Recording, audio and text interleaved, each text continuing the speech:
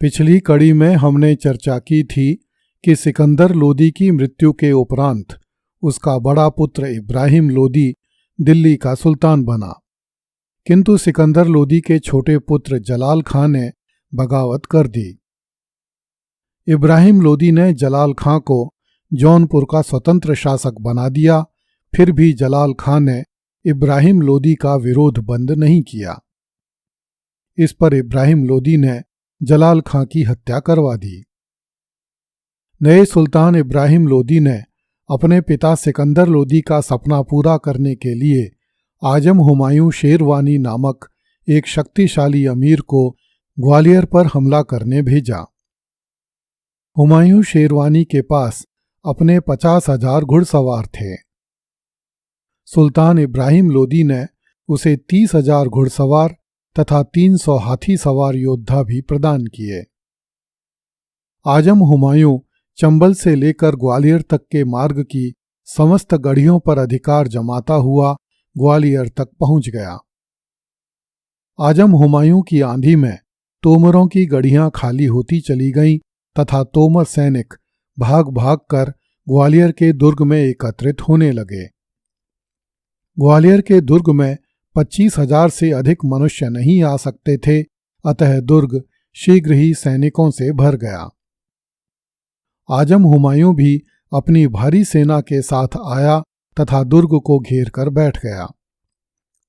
उसने दुर्ग के सबसे बाहरी दरवाजे बादलगढ़ के सामने साबात बनवाए तथा उन पर तोपें जमाकर दुर्ग पर पत्थर के गोले बरसाने लगा। दुर्ग के भीतर से राजपूत सैनिक जलते हुए कपड़े, तीर तथा पत्थरों की बरसात करने लगे। इस प्रकार दोनों पक्षों में घमासान छिड़ गया।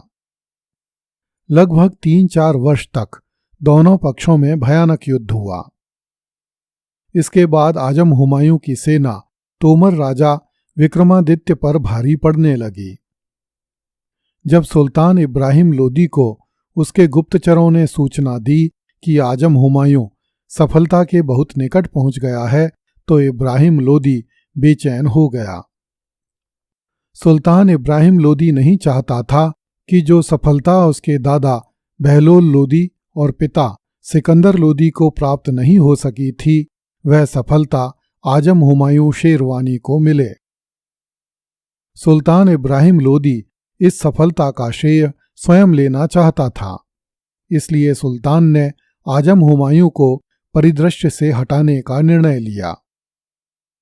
उसने बहुत से अमीरों को उनके सैनिकों के साथ ग्वालियर भेज दिया तथा आजम हुमायूं को सुल्तान से मिलने के लिए दिल्ली बुलवाया। नए अमीरों के दल ने ग्वालियर दुर्ग के चारों ओर पड़ी हुई मुस्लिम सेना पर घेरा डाल दिया तथा आजम हुमायूं शेरवानी को सुल्तान का आदेश बताया। आजम हुमायूं समझ गया कि सुल्तान इब्राहिम लोदी आजम हुमायूं शेरवानी के साथ कोई बड़ी चाल चलने वाला है।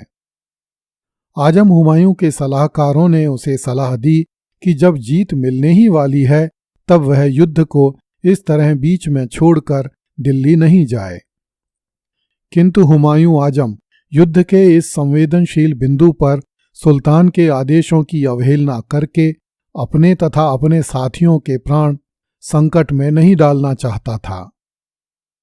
हुमायूं के एक तरफ तोमर थे जो किले से आग बरसा रहे थे, तो दूसरी ओर दिल्ली के सैनिक थे जो उसे चारों ओर से घेर कर बैठ गए थे। इसलिए आजम हुमायूं अपने थोड़े से अनुचरों के साथ दिल्ली के लिए रवाना हो गया। आजम हुमायूं के कुछ विश्वसनीय सलाहकार उसे चंबल नदी तक पहुंचाने आए। उन्होंने मार्ग में आजम हुमायूं से पुनः प्रार्थना की कि इस तरह मौत के मुंह में जाने से तो अच्छा है कि बगावत कर दी जाए तथा इब्राहिम लोदी को सबक सिखाया जाए। किंतु आजम हुमायूं ने इस प्रस्ताव को स्वीकार नहीं किया।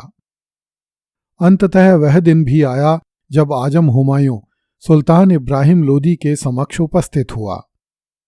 इब्राहिम ने इस पल की अच्छे से तैयारी कर रखी थी। सुल्तान के संकेत पर आजम हुमायूं को बंदी बनाकर जंजीरों में जकड़ लिया गया तथा उसे मजबूत जेल में बंद करके कड़ा पहरा लगा दिया गया। इस प्रकार दुर्दांत आजम हुमायूं शेरवानी, जिसने पूर्व सुल्तान सिकंदर लोदी का जमकर विरोध किया था, साधारण अपराधियों की तरह बंदी होकर रह गया। उस काल की राजनीतिक चौसर ऐसी ही धोखेबाज, रक्तप्रिय तथा सिद्धांतों से हीन थी। इसलिए केवल इब्राहिम को दोष देना व्यर्थ है। यदि सुल्तान ने मानवता को ताक पर रखकर आजम हुमायूं को बंदी नहीं बनाया होता तो कौन जाने ग्वालियर की विजय के मद में अंधा होकर आजम हुमायूं ही एक दिन सुल्तान इब्राहिम लोदी की छाती पर चढ़ बैठता। दिल्ली सल्तनत की घृणित राजनीति में कोई किसी का सगा नहीं था। सुल्तान इब्राहिम लोदी की राह के दो बड़े कांटे निकल चुके थे। उसका भाई जलाल खां मारा जा चुका था और सबसे बड़ा विरोधी अमीर आजम हुमायूं शेरवानी जेल में बंद था। अब सुल्तान अपना पूरा ध्यान हिंदू राजाओं पर केंद्रित कर सकता था। राजा विक्रमादित्य को उखाड़ फेंकना अब अधिक कठिन नहीं था। सुल्तान स्वयं एक सेना लेकर ग्वालियर के लिए रवाना हुआ। ग्वालियर के दुर्ग की तलहटी में सुल्तान के लिए दीवाने खास का प्रबंध किया गया ताकि सुल्तान अमीरों से सलाह कर सके। दिल्ली सल्तनत के समस्त अमीर आज्ञाकारी अनुचरों की भांति इस दरबार में उपस्थित हुए। सुल्तान ने समस्त अमीरों से दुर्ग को शीघ्र भंग करने के संबंध में सुझाव मांगे। अहमद यादगार नामक मुगलकालीन लेखक ने लिखा है कि राजा विक्रमादित्य ने 7 मन सोना, श्याम सुंदर नामक अपना निजी हाथी तथा अपनी पुत्री सुल्तान को देने का प्रस्ताव किया, किंतु सुल्तान ने उस प्रस्ताव को स्वीकार करने से मना कर दिया। अहमद यादगार उस काल का सर्वाधिक अविश्वसनीय लेखक था। उसने पूर्व सुल्तान सिकंदर लोदी की पराजयों को भी विजय के रूप में प्रदर्शित किया था। अतः अहमद यादगार के इस कथन का विश्वास नहीं किया जा सकता। अमीरों के सुझाव पर सुल्तान इब्राहिम लोदी ने बादलगढ़ की दीवारों में बारूद भरकर उनमें पलीता दिखा दिया। उल्लेखनीय है कि ग्वालियर दुर्ग के 5 दरवाजों में से एक द्वार बादलगढ़ कहलाता था। यह इस दुर्ग का सबसे बाहरी और सबसे मजबूत दरवाजा था, किंतु बारूद के धमाकों से उसकी दीवार हवा में उड़ गई। बादलगढ़ के टूटने से ग्वालियर दुर्ग का मान भंग हो गया। बहुत से राजपूत सिपाही मारे गए। जीवित बचे हुए सिपाही भैरों पौर बंद करके उसके पीछे चले गए।